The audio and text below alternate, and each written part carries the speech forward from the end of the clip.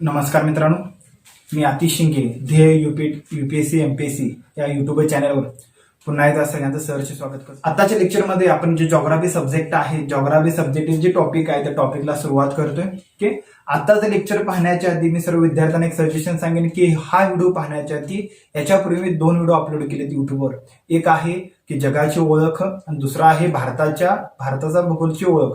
हे 2 जे लेक्चर आहे ते 2 लेक्चर पहिला ऐकून घ्या. 2 लेक्चर ऐकून झाल्यानंतर तुम्ही हे लेक्चर पहा, म्हणजे तुम्हाला हे लेक्चर चांगल्या प्रकारे समजेल. कारण काय, आता आपण टॉपिकला सुरुवात करतोय, पण टॉपिकला सुरुवात करण्याच्या आधी नेमकं विषय कोणता आणि विषयाचा दायरा केवढा आहे, विषयाचे इंट्रोडक्शन केवढं आहे, म्हणजे इंट्रोडक्शन माहित पाहिजे, म्हणजे तुम्हाला समजतं की विषय. तसं आपण एखादं पुस्तक जर वाचायला घेतलं तर पुस्तक वाचताना डायरेक्ट आपण पुस्तक वाचताना कंटेंट चालू करत नाही. जर पुस्तकाच्या सुरुवातीला ते पुस्तकाची इंडेक्स आहे, ती पुस्तकाची इंडेक्स पाहतो आणि इंडेक्स पाहिल्यावर आपल्याला समजतं की ते पुस्तकामध्ये नेमका कोणता डाटा आहे आणि मग आपण त्या एक गोष्टीला वाचायला सुरुवात करतो. म्हणजे त्या गोष्टी तुम्हाला चांगल्या प्रकारे समजतात, कारण तुम्हाला अंदाज आहे की पुढच्या टॉपिकमध्ये कोणत्या गोष्टी आहेत. ठीक आहे, त्यामुळं तुम्ही व्हिडिओ पाहताना सुद्धा कंटिन्युअसपणे पहा की सुरुवातीला इंट्रोडक्शन पहा, म्हणजे ती एक प्रकारे इंडेक्स असते. इंडेक्स पाहिली की आपल्याला पुढचं जे आपण अभ्यास करणार आहोत त्याची एक इमेज आपल्या माइंडमध्ये चांगल्या प्रकारे क्रिएट होते आणि त्याची इमेज आपल्या माइंडमध्ये चांगल्या प्रकारे क्रिएट झाल्यामुळं आपल्याला त्या गोष्टी चांगल्या प्रकारे समजतात. ठीक आहे, म्हणजे बेसिक इमेज होते, नंतर तुम्ही त्यामध्ये चांगले पॉईंट ऍड करू शकता, म्हणजे तुम्हाला तो डाटा चांगल्या प्रकारे कव्हर होऊ शकतो. बरोबर आहे, त्यामुळे 2 व्हिडिओ पहिला ऐकून घ्या, त्यानंतर तुम्ही तिसरे व्हिडिओ ऐका की यामध्ये आपण काय पाहणार आहोत. तर आताच्या व्हिडिओमध्ये आपण वर्ल्ड जॉग्राफीला सुरुवात करतोय आणि वर्ल्ड जॉग्राफीचं जे पहिलं लेक्चर आहे, पहिला टॉपिक आहे, त्या पहिल्या टॉपिक मध्ये नावच आहे ब्रह्मांडाची निर्मिती.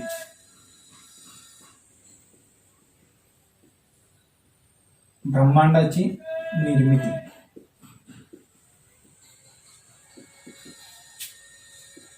ठीक आहे, तर आज आपण वर्ल्ड जॉग्राफीचा पहिला टॉपिक चालू करतोय, त्याचं नाव आहे ब्रह्मांडाची निर्मिती. आज आपण काय बनवणार, ब्रह्मांड कसं तयार झालंय, ब्रह्मांडाच्या निर्मितीचे वेगवेगळे सिद्धांत आहेत, त्या वेगवेगळ्या सिद्धांताचा आपण अनालिसिस करणार आहोत.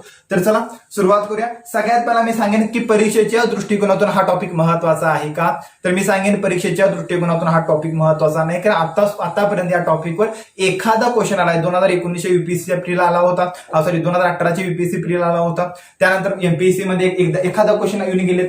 त्यामुळे परीक्षेच्या दृष्टिकोनातून हा टॉपिक महत्वाचा नाही, पण जॉग्राफी जर तुम्हाला समजून घ्यायचं असेल, कारण पुढचा जो टॉपिक आहे तो सौरमंडळाची निर्मिती आहे. सौरमंडळाची निर्मिती कधी होऊ शकते, ज्यावेळी ब्रह्मांड निर्मिती झालं. ब्रह्मांडामधला सौरमंडळ हा एक पार्ट आहे. मग सौरमंडळ जर तुम्हाला चांगल्या प्रकारे समजून घ्यायचं असेल तर हा टॉपिक चांगल्या प्रकारे माहित पाहिजे. आणि हा टॉपिक सध्या करंटमध्ये खूप चर्चेमध्ये आहे. मग करंट बेसवर परीक्षेला क्वेश्चन येऊ शकतात आणि तुमच्या सिलेबसमध्ये मात्र नोट केले, परीक्षेला क्वेश्चन आले तर तुमच्या सिलेबसमध्ये नोट आहे. कारण जॉग्राफीची सुरुवात होत असताना जॉग्राफी विषयाची सुरुवात ही ब्रह्मांडापासूनच होते. मग ब्रह्मांड म्हणजे काय तुम्हाला थोडं माहिती पाहिजे. ठीक आहे, त्यामुळं हा विषय महत्वाचा आहे आणि सगळ्यांनी त्या विषयाचं पॉईंट कलेक्ट करून वाचन केलं पाहिजे. ह्या विषयामध्ये नेमकं आपण काय काय पाहणार आहोत, तर ब्रह्मांडाच्या निर्मितीचे वेगवेगळे 5 ते 6 सिद्धांत आहेत. हे 6 सिद्धांत आपण या टॉपिक मध्ये पाहणार आहोत. ब्रह्मांडाच्या निर्मितीचा सगळ्यात वेल नोन सिद्धांत आहे, तो सर्वात महत्वाचा आहे, तो म्हणजे सगळ्यांना माहित आहे, त्याला आपण म्हणतो महास्फोटाचा सिद्धांत. ब्रह्मांडाच्या निर्मितीचा पहिला सिद्धांत त्याला आपण म्हणतो महास्फोटाचा सिद्धांत. त्याला इंग्लिशमध्ये म्हणतात बिग बँग थेरी सिद्धांत, महास्फोटाचा सिद्धांत.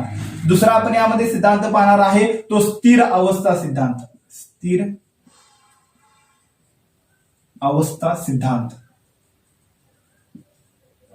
स्थिर अवस्था सिद्धांत. तिसरा सिद्धांत त्याला आपण म्हणतो अनंत स्फितीकरण. अनंत स्फितीकरण सिद्धांत. अनंत स्फितीकरण सिद्धांत.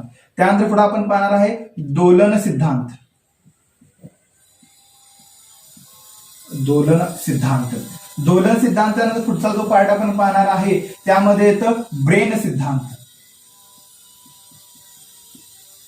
ब्रेन सिद्धांत. आणि त्यानंतर 6व्या पॉइंट मध्ये आपण पाहणार आहे इतर गोष्टी, इतर सिद्धांत. इतर सिद्धांतामध्ये पहिला त्याला म्हणतात होलोग्राम सिद्धांत. होलोग्राम. ठीक, आणि त्यानंतर 5वा सिद्धांत आहे सृष्टी निर्मिती सिद्धांत. सृष्टी निर्मिती. सृष्टी म्हणजे काय, ब्रह्मांड. सृष्टी निर्मिती सिद्धांत. म्हणजे होलोग्राम सिद्धांत आणि सृष्टी निर्मिती सिद्धांत हे इतर सिद्धांतामध्ये येतात. इतर सिद्धांतामध्ये याला का घडले पाटील रिझन काय तुम्हाला मी सांगेन की इतर भरपूर आहेत असे. ठीक आहे. पुन्हा यामध्ये तुम्हाला अनुकरण सिद्धांत पण पाहायला मिळतो, असे प्रचंड आहे ते तुम्ही यामध्ये ऍड करू शकता. ठीक आहे. पण आपल्याला मेजर हे 4 ते 5 सिद्धांत पाहायचा आहे. ह्या 4 ते 5 सर्व सिद्धांत आपल्याला पाहायचे आहेत काय, तर सर्व सिद्धांत आपल्याला पाहायचे नाही. ह्यामध्ये जो महत्वाचा सिद्धांत आहे तो महास्फोटाचा सिद्धांत, जो जॉन लेमेंटरनं सांगितलं, हा महास्फोटाचा सिद्धांत आपण चांगल्या प्रकारे पाहणार आहोत. आणि महास्फोटाचा सिद्धांत झाल्यानंतर ह्या बेसवर आपण बाकीचे सिद्धांत फक्त कंपॅरेटिव्ह पाहणार आहोत. आणि एवढं तुमच्या परीक्षेसाठी सफिशियंट आहे. ठीक आहे. तर चला आता सुरुवात करूया. पहिला सिद्धांत महास्फोटाचा सिद्धांत. महास्फोटाचा सिद्धांत म्हणजे काय हे आता आपण सुरुवात करूया.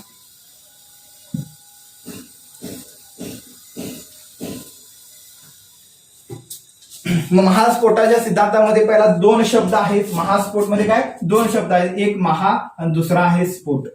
ठीक आहे. महा म्हणजे काय सर्वात मोठा, काय झाला सर्वात मोठा काय झाला स्फोट झाला. मग सर्वात मोठा स्फोट म्हणजे नेमकं काय, स्फोट या शब्दाचा अर्थ तुम्हाला पहिला समजला पाहिजे.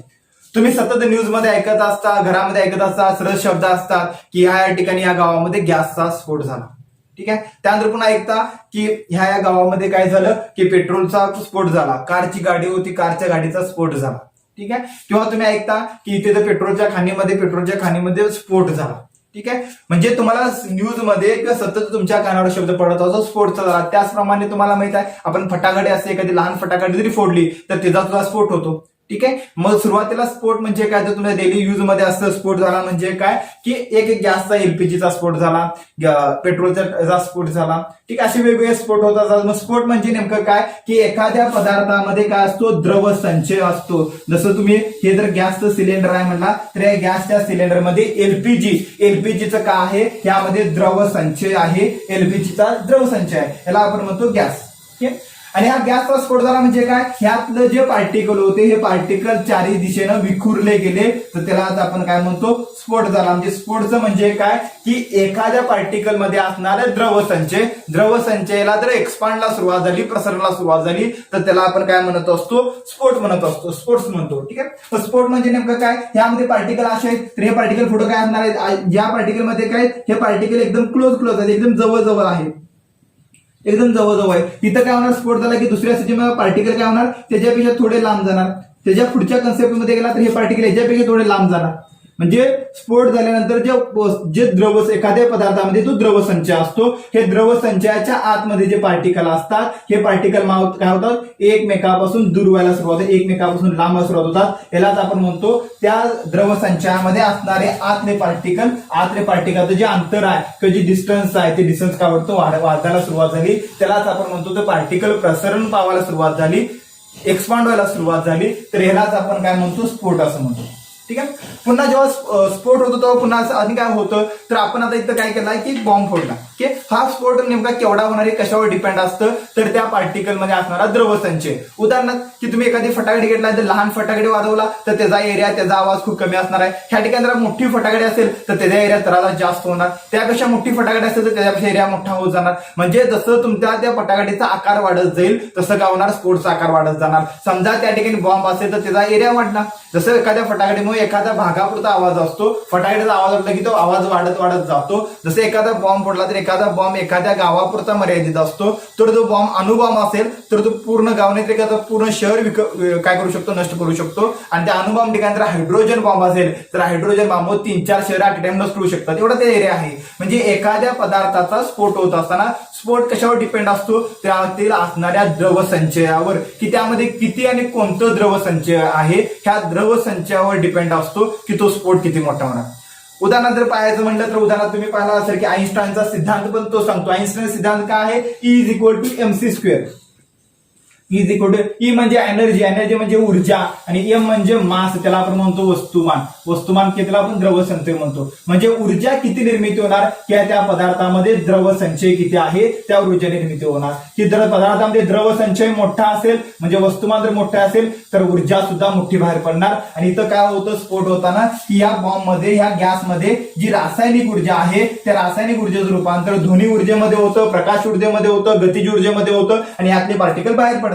तर यामध्ये एनर्जी किती जास्त आहे, वस्तुमान किती जास्त आहे, वस्तुमान जेवढं जास्त तेवढं काय होणार, वस्तुमान जेवढं जास्त तेवढं काय होणार बरोबर आहे ना. वस्तुमान जेवढं जास्त असणार तेवढंच काय होणार, स्फोट सुद्धा मोठा होणार. ठीक आहे, मला वाटतं आता समजलं स्फोट म्हणजे काय. पुन्हा जर तुम्ही स्फोट काय केला तर हा स्फोट तुम्ही जर पृथ्वीवर केला तर पृथ्वीवर स्फोट झाला तर हे पार्टिकल बाहेर पडले.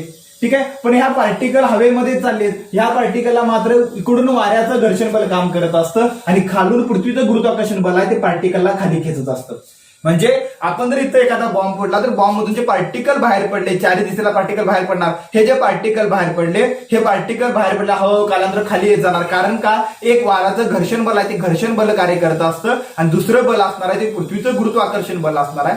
हे गुरुत्वाकर्षण बल त्या पार्टिकलना खाली खेचणार आहे आणि हे दोन बल कार्य करत असल्यामुळं काय होणार, तो पार्टिकल टप्प्याटप्प्याने खाली यायला सुरुवात होणार आणि तो पार्टिकल जर खाली येत असेल तर त्यालाच आपण काय म्हणतो, हे दोन बलामुळे झालं. ठीक आहे, कोणतं बल, गुरुत्वाकर्षण बल आणि घर्षण बल, त्यामुळे तो पार्टिकल जमिनीवर आला. आणि न्यूटनचा गतिविषयक पहिला नियम सांगतो की ब्रह्मांडामध्ये कोणतंही पार्टिकल, ब्रह्मांडामध्ये कोणतीही वस्तू असेल, गतिमान वस्तू गतिमान अवस्थेमध्येच राहणार आणि स्थिर वस्तू स्थिर अवस्थेमध्ये राहणार. त्याला आपण जडत्वाचा नियम म्हणतो की न्यूटनचा गतिविषयक पहिला नियम म्हणतात. या पहिल्या नियमामध्ये न्यूटन काय सांगतो की ब्रह्मांडातील जगातील कोणतीही वस्तू गतिमान अवस्थेमध्ये आणि स्थिर वस्तू स्थिर अवस्थेमध्ये राहणार. पण जिथपर्यंत स्थिर अवस्थेमध्ये राहणार की जोपर्यंत तिथपर्यंत कोणतंही बाह्य बल कार्य करत नसेल तर.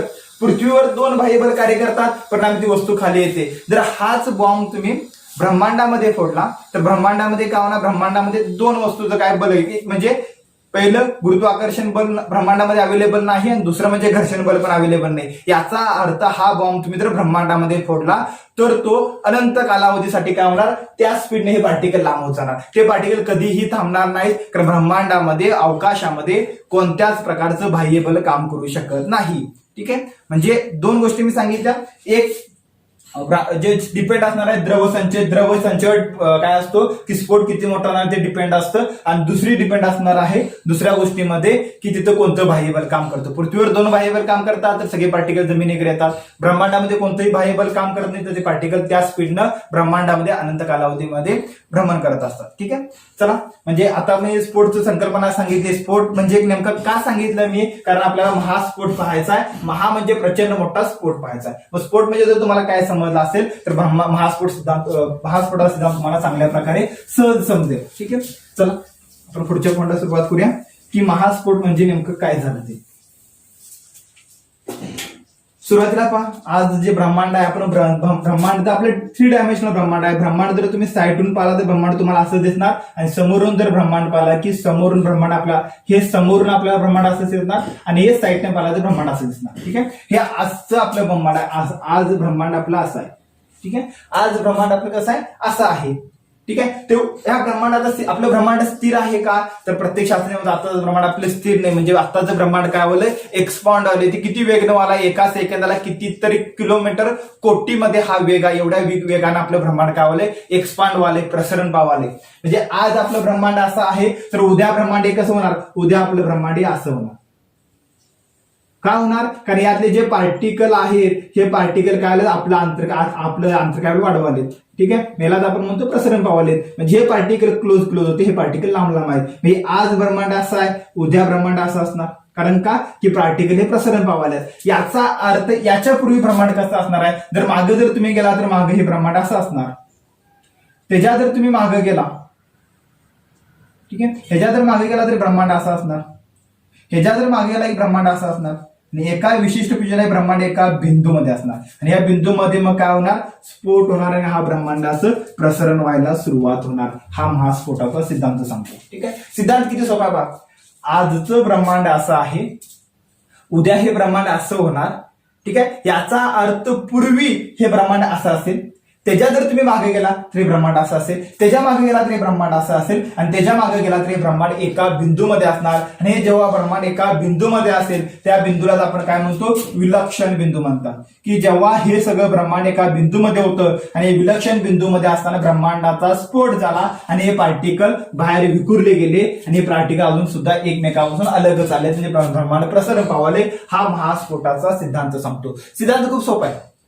की आज असा आहे, उद्या असा असणार, तर पूर्वी असा असणार. ब्रह्मांड एका बिंदूमध्ये असणार आणि एका बिंदूमध्ये असताना काय झालं की त्याचं प्रसरण व्हायला, स्फोटकांचं प्रसरण व्हायला सुरुवात झाली. मग त्या बिंदूचं जे पार्टिकल होते एका बाजूनच बाहेर पडले का, तर नाही, ते पार्टिकल सर्व बाजूने बाहेर पडणार. या बाजूने बाहेर पडणार, या बाजूने बाहेर पडणार, या बाजूने, चारही बाजूने, पुन्हा समोरून मागे पडणार, पाठीमागे जाणार. म्हणजे काय, स्फोटचे पार्टिकल चारही बाजूने तयार होतात ना, चारही बाजूने विखुरतात ना, तसं खाली सुद्धा विखुरतात. म्हणजे जर तुम्ही फटाकडी फोडला तर फटाकडीचे पार्टिकल खाली पण जातात, पण खाली जमीन असल्यामुळे जमिनीचा विरोध होत असल्यामुळे फटाकडी वरती उचलते, बरोबर ना. कारण फटाकड्याचे पार्टिकल आहेत ते चारी बाजून विखुरतात. याचा अर्थ इथं सुद्धा स्फोट झालाय. याचा अर्थ याचं पार्टिकल चारी बाजून विखुरणार. ते एका साईडने विखुरलेले जे भाग असतात त्याला ब्रह्मांड म्हणतात. जॉन लेव्हिन्टननं आपल्या बिग बँग सिद्धांतामध्ये एवढं फक्त पार्ट सांगितलं, जो अनंत स्फितीकरण सिद्धांत आहे त्यामध्ये सांगितलं की ठीक आहे की ब्रह्मांड एकच निर्माण होणार नाही, तर ब्रह्मांड चारी बाजूनं पार्टिकल बाहेर पडलेत. याचा अर्थ चारी बाजूनं काय होणार की ब्रह्मांडाची निर्मिती, मग असंख्य ब्रह्मांड असतील, असं अनंत स्फितीकरण सिद्धांत सांगतो. बिग बँग सिद्धांत काय सांगतो, फक्त ही ब्रह्मांडाची निर्मिती कशी झाली ते सांगतो. ठीक आहे, आता आपण डायग्राम मध्ये पुढच्या गोष्टी पाहूया की ब्रह्मांडामध्ये जे विलक्षण बिंदू होता त्याचं वैशिष्ट्य काय होतं, पहिल्या स्टेप मध्ये काय झालं, दुसऱ्या स्टेप मध्ये काय झालं, तिसऱ्या स्टेप मध्ये काय झालं, असं करत करत आत्ताचं जे प्रेझेंट ब्रह्मांड आहे ते प्रेझेंट ब्रह्मांड कसं आहे ते आपण एका टाइम लाईन मध्ये, एका समयाच्या वेळेमध्ये आपण ते मांडण्याचा प्रयत्न करूया की विलक्षण बिंदूपासून आताचं ब्रह्मांड टप्प्याटप्प्याने कसं बनत गेलं. ठीक आहे, तर चला पुढचा पाठाला सुरुवात करूया.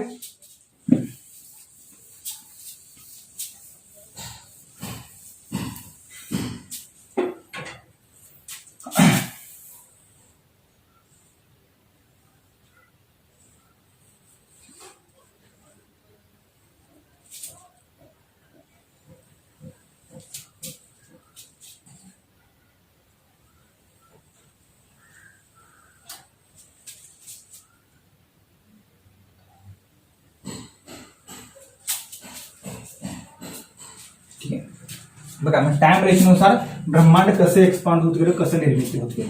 ठीक आहे, त्याला आपण काय म्हणतो, विलक्षण बिंदू. विलक्षण बिंदू. ठीक आहे, विलक्षण बिंदू म्हणजे काय, आताचं जे ब्रह्मांड आहे ते सर्व एका बिंदूमध्ये असेल तर त्याला विलक्षण बिंदू म्हणतात. विलक्षण बिंदूचे वैशिष्ट्य काय की तिथं काय होतं, जास्त तापमान होतं, हाय टेम्परेचर होतं. पुन्हा घनता सुद्धा सर्वात जास्त होती, घनत्व सुद्धा सर्वात जास्त होतं. हाय टेम्परेचर, हाय घनत्व, पुन्हा ते प्लाझ्मा अवस्थेमध्ये पदार्थाचे 4 अवस्था असतात, स्थायू, द्रव, वायू, प्लाझ्मा आणि बोस आइन्स्टाईन अशा 5 अवस्था असतात. तर हे काय होतं, प्लाझ्मा अवस्थेमध्ये होतं. पुन्हा काय, जे सर्व बल होते, सर्व बल काय होते, युनिफाईड होते. सर्व बल युनिफाईड म्हणजे काय, आपण कोणते बल विचार करतो, तर गुरुत्वाकर्षण बल असेल, इलेक्ट्रोमॅग्नेटिक बल असेल, केंद्रकीय बल असेल, पुन्हा शीन बल असेल, असे जे वेगवेगळे आता बल तुम्हाला मोठ्याने लहान सगळे बल पाहायला मिळतात. हे सगळे बल एकत्र होते, त्यालाच आपण काय म्हणतो, युनिफाईड बल, की सगळं बल एकत्र होतं, त्यामुळे कोणतंच बल कार्य करू शकत नव्हतं. असा हा सुरुवातीच्या पहिल्या अवस्थेमध्ये होतं, त्याला आपण म्हणतो विलक्षण बिंदू. हे पुन्हा विलक्षण बिंदू इथून तर कालमर्यादेने कधी होता, तर आता जर तुम्ही काउंटिंग करत गेला तर आपल्या स्केलमध्ये तर आपण प्लांक स्केल म्हणतो. प्लांकनं सुरुवात केली, मॅक्स प्लांकनं जी स्केल मांडली त्या मॅक्स प्लांकच्या, आता आपली जी पट्टी असते, आपली जे आपण नोट पॅडला पट्टी यूज करतो ती किती सेंटीमीटरची असते, तर ती 30 सेंटीमीटरची असते. ह्या 30 सेंटीमीटरच्या पट्टीवर आपण 30 सेंटीमीटर पर्यंत आपण अंतर काउंटिंग करू शकतो. ठीक आहे, तसं मॅक्स प्लांकनं जी टाइम रेषा सांगितली, जी स्केल सांगितली, ती स्केल किती मोठी होती, तर 10⁻35 इथं पासून ते 10⁻20. ठीक आहे, 10⁻20 पर्यंत. म्हणजे पहा की 10च्या म्हणजे 0च्या आधी किती 35 शून्य दिला की एवढं जे आकडा होतो तिथं पासून ते 10⁻20. 10⁻20 आहे, 10⁻25 10⁻25 म्हणजे 10ला 25 शून्य एवढं मापन करणारी एवढी मोठी स्केल. म्हणजे दोन्ही जर काउंटिंग केला तर 10⁻60 म्हणजे 10वर 60 झिरो असतील एवढं काउंटिंग करायचं. की जी स्केल सांगितली त्यालाच म्हणतात प्लांक, मॅक्स प्लांकनं सांगितले मॅक्स प्लांकची स्केल. ठीक आहे, त्यावर आपण 10⁻60 काउंटिंग करू शकतो. त्यामध्ये झिरो असणार आहे, झिरोच्या इकडे तर 10⁻35, झिरोच्या तिकडे तर 10⁻25 एवढं आपण काउंटिंग करू शकतो. एवढी मोठी स्केल आहे जी प्लांकने सांगितली. ठीक आहे, ह्या स्केलनुसार जे सर्वात पहिले 10⁻35 असणार आहे, हे टाइम रेषेमध्ये 10⁻35 हे सर्वात लास्टला असणार आहे. टाइम रेषा जर खंडला खाली तर विलक्षण बिंदू कधी होता, तर 10⁻35 ह्या कालावधीमध्ये काय होता, आपला विलक्षण बिंदू होता. ह्यालाच काय म्हणतात, प्लांक टाइम सुद्धा म्हणतात. Planck time. Okay, Planck time का, कारण प्लांक या शास्त्रज्ञाने ही स्केल सांगितली, त्यामध्ये 10⁻30 पहिला हे विलक्षण बिंदू होता, तो एक गोळा होता जे सर्व ब्रह्मांड एकत्र होते, मग ते 10⁻35 हे टाइम रेषा होते. ठीक आहे. त्यानंतर हा विलक्षण बिंदू होता. विलक्षण बिंदूमध्ये काय झालं, स्फोट झाल्यामुळे आता काय झालं, ह्यातलं पार्टिकल प्रसरण व्हायला सुरुवात झाली. मग साधारणपणे पुढचा कालखंड, ह्या कालखंडाला आपण म्हणतो 10⁻32 ह्या कालावधीमध्ये काय झालं, ह्यातले पार्टिकल होते थोडे एकमेकापासून लांब गेले, आणि ह्यातलं पार्टिकल एकमेकापासून लांब गेल्यामुळे इथं कोणतंच बल कार्य करू शकत नव्हतं. आता मात्र त्यातले पार्टिकल लांब गेल्यामुळे दोन पार्टिकल मधलं अंतर वाढलं, आणि दोन पार्टिकल मधलं अंतर वाढल्यामुळे ह्या कालखंडामध्ये आपण क्वांटमचं स्फितीकरण झालं असं म्हणतात. क्वांटमचं स्फितीकरण. मग क्वांटमचं स्फितीकरण म्हणजे नेमकं काय, मग क्वांटम म्हणजे काय मला माहित पाहिजे. ठीक आहे. मग क्वांटम म्हणजे काय तर तुम्हाला माहित पाहिजे, आपण रसायनशास्त्राचा अभ्यास करत असताना रसायनशास्त्रातलं सर्वात लहान पार्टिकल असतात त्याला आपण म्हणतो अणु, आणि अणुचा जर तुम्ही अभ्यास केला तर आपण त्याला काय म्हणतो, अणु टेक्नॉलॉजी किंवा अणुबॉम्ब वगैरे सगळं ते अणु म्हणजे रसायनशास्त्राचा अभ्यास करता रसायनशास्त्रातलं सर्वात लहान पार्टिकल त्याला आपण अणु म्हणतो. जसं बायोलॉजीचा अभ्यास कराल तर जीवशास्त्रामध्ये सर्वात लहान जो पार्टिकल असतो त्या पार्टिकलला आपण पेशी म्हणतो. तसंच फिजिक्सचं सर्वात लहान पार्टिकल ज्याचं आपण मापन करू शकतो त्या पार्टिकलला म्हणतात क्वांटम. की फिजिक्स मधलं सर्वात लहानात लहान पार्टिकल की ज्याचं आपण मापन करू शकतो. म्हणजे भौतिकशास्त्र म्हणजे काय आपल्याला माहित पाहिजे. भौतिकशास्त्राचं एखादं भौतिकशास्त्रामध्ये काय करतो तर हा डस्टर आहे, तर भौतिकशास्त्रामध्ये आपण काय करतो, ह्याच्या भौतिक अवस्थेचा अभ्यास करतो. भौतिक अवस्था म्हणजे काय, हे स्थायू अवस्थेमध्ये आहे, ह्याची लेंथ किती आहे, ह्याची लांबी किती आहे, रुंदी किती आहे, ते कोणत्या अवस्थेमध्ये आहे. ठीक आहे. त्याचा बॉइलिंग पॉईंट किती आहे, मेल्टिंग पॉईंट किती आहे. ठीक आहे. ह्या सगळ्या गोष्टीचा अभ्यास करणं म्हणजे भौतिकशास्त्र. रसायनशास्त्रामध्ये आपण अभ्यास करतो हे नेमकं पार्टिकल कशापासून बनणार. ठीक आहे. आणि जीवशास्त्रामध्ये त्या पार्टीमध्ये जीव आहे त्या सगळ्या नंतरच्या गोष्टी. ठीक आहे. म्हणजे आपण थोडक्यात काय तर भौतिक शास्त्रामध्ये आपण काय करतो तर फिजिकल जे डायमेन्शन असतात त्या फिजिकल डायमेन्शनचा अभ्यास करत असतो. इथं क्वांटम स्फितीकरण म्हणजे क्वांटम म्हणजे असा घटक की ज्या घटकाचं आम्ही भौतिक शास्त्रामध्ये मापन करू शकतो असा घटक पहिला क्वांटमचं स्फितीकरण झालं. स्फितीकरण म्हणजे फैलाव झाला म्हणजे प्रसरण, म्हणजे क्वांटम आलं आणि क्वांटमचं स्फितीकरण सुरुवात झालं. म्हणजे फिजिक्सची भौतिक शास्त्रातला पहिला घटक तयार झाला, त्याला क्वांटमचं स्फितीकरण. तो कधी तयार झाला तर क्वांटमचं स्फितीकरण हे 10⁻32 ह्या कालावधी 10⁻32 सेकंद म्हणतात, ह्या कालावधीला त्याची क्वांटमचं स्फितीकरण झालं. त्यानंतर पुढच्या घटकामध्ये गेला तर पुढं 10⁻6 ह्या कालावधीमध्ये पुढचा घटक आहे, पुढचा पार्ट आहे, त्यामध्ये तुम्ही काउंट करू शकता 10⁻6 या सेकंद ह्या कालावधीमध्ये काय झालं तर ह्या कालावधीमध्ये पहिल्यांदा इलेक्ट्रॉन आणि प्रोटॉनची निर्मिती झाली. जे इलेक्ट्रॉन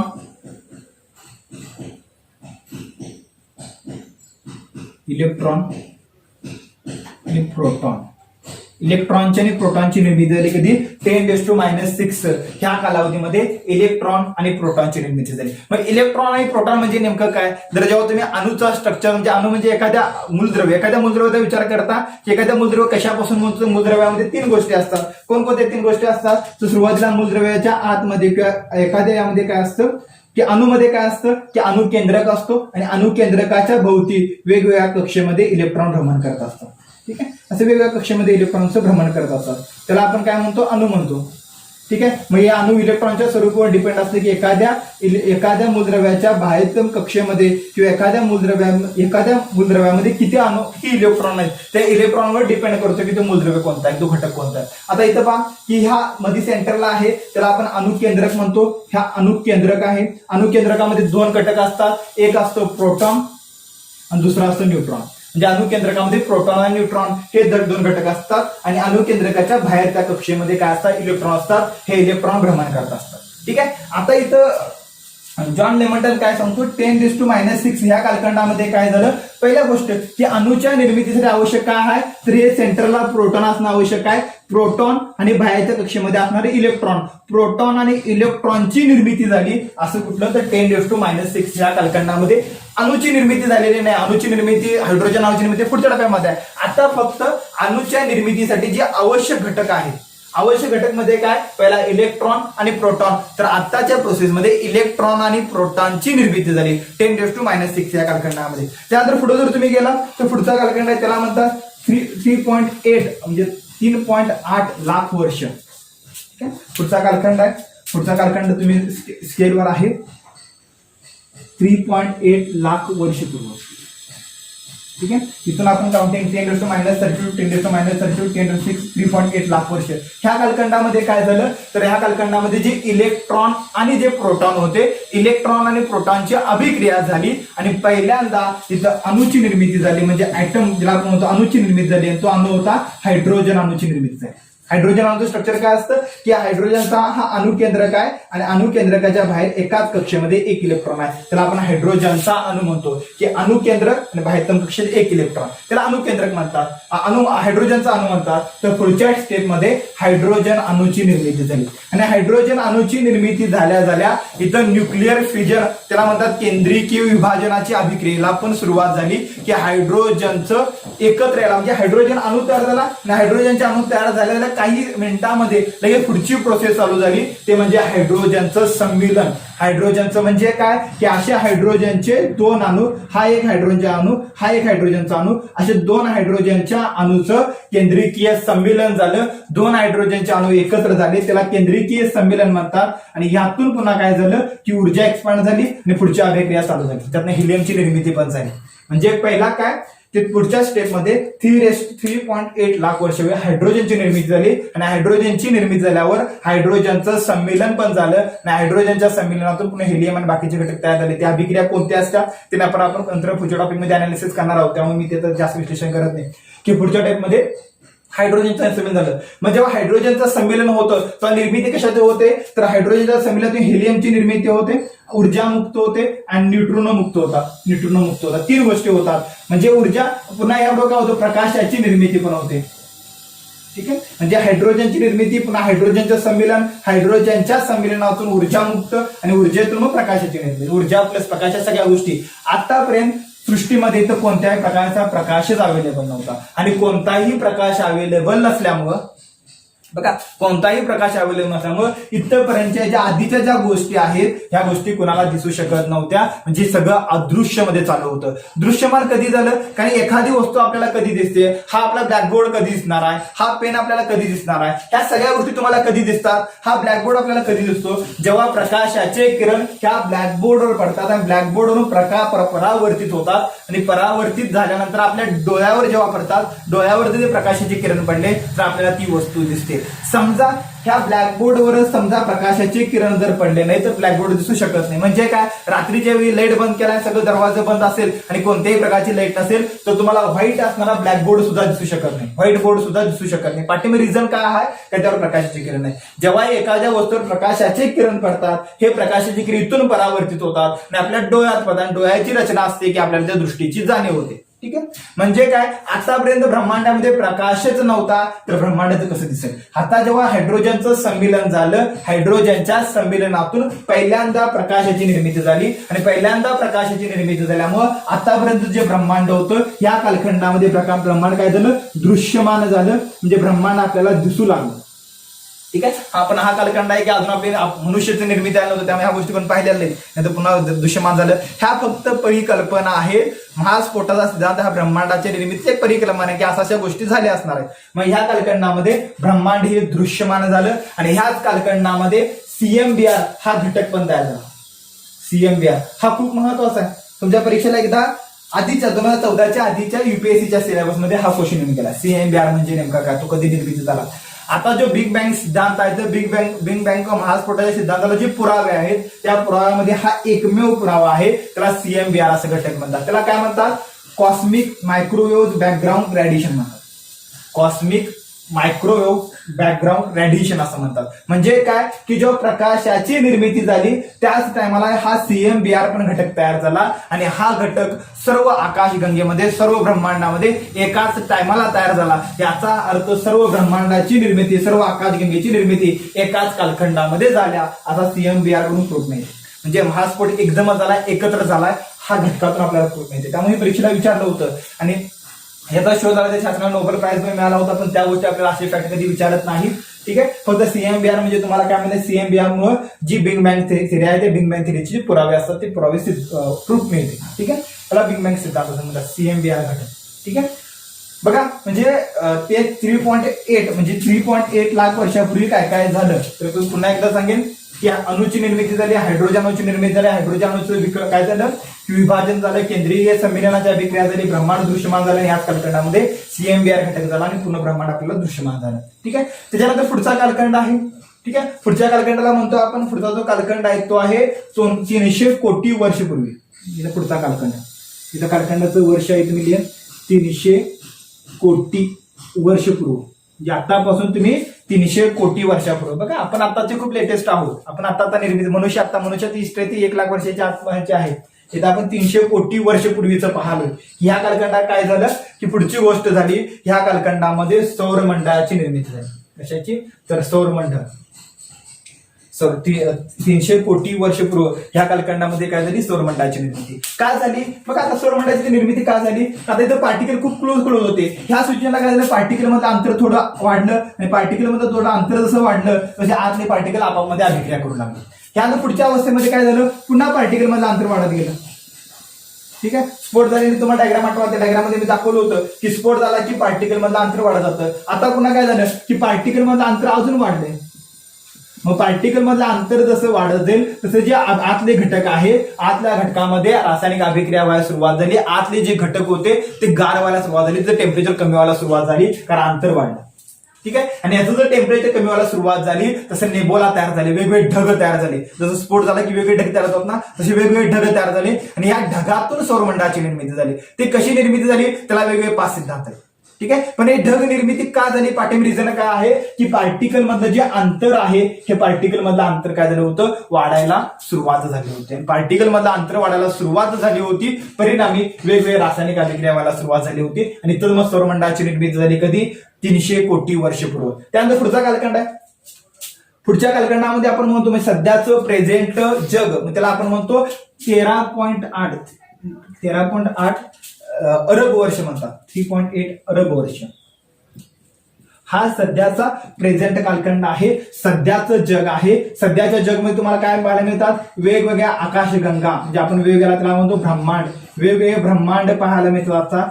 त्याचबरोबर वेगवेगळे सौरमंडळ पाहायला मिळतात. म्हणजे पहिला सौरमंडळाची निर्मिती आहे, मग ब्रह्मांडाची निर्मिती. म्हणजे जसं पार्टिकल लांब लांब तसं सौरमंडळ, आणि नंतर मग आता जे वेगवेगळे आकाशगंगा, आपली जी ब्रह्मांड, आपल्या ब्रह्मांडाला आपण आकाशगंगा म्हणतो, मिल्की वे म्हणतात त्याला, आपलं ब्रह्मांड. ठीक आहे. बाकीचे जो 6-7 शोध आलेत त्याला वेगळी नाव आहे, आपलं जे आपण आकाशगंगा म्हणतो. अशी वेगवेगळे ब्रह्मांड आता सध्या सौरमंडळ आहे आणि त्याला प्रेझेंट कालखंड म्हणतात. ते 13.8 अरब वर्षाचं आहे. म्हणजे सध्या आपण 13.8 अरब वर्षाचं आहोत. आपलं ब्रह्मांड 13.8 वर्ष हा प्रेझेंट कालखंड आणि इथून सुरुवात आहे 10⁻35 इथून आपल्या ब्रह्मांडाची सुरुवात आहे आणि 3.8 अरब वर्षाला आपलं सध्याचं प्रेझेंट कालखंड आहे. ही टाइम रेषा आहे आणि या टाइम रेषेलाच आपण काय म्हणतो महास्फोटामध्ये. हे आता बघा थोडक्यात मी सांगितलं महास्फोटाचा सिद्धांत म्हणजे काय की ब्रह्मांडाचे सर्व पार्टिकल एका बिंदूमध्ये होतं, एका बिंदूतून स्फोट झाला, हे पार्टिकल लांब जोलावले आणि हे पार्टिकल जसं लांब जोलावले तसं सुरुवातीला क्वांटम स्फटिकीकरण झालं, नंतर इलेक्ट्रॉन प्रोटॉनची निर्मिती झाली, नंतर अणूची हायड्रोजन बॉम्बची निर्मिती, हायड्रोजन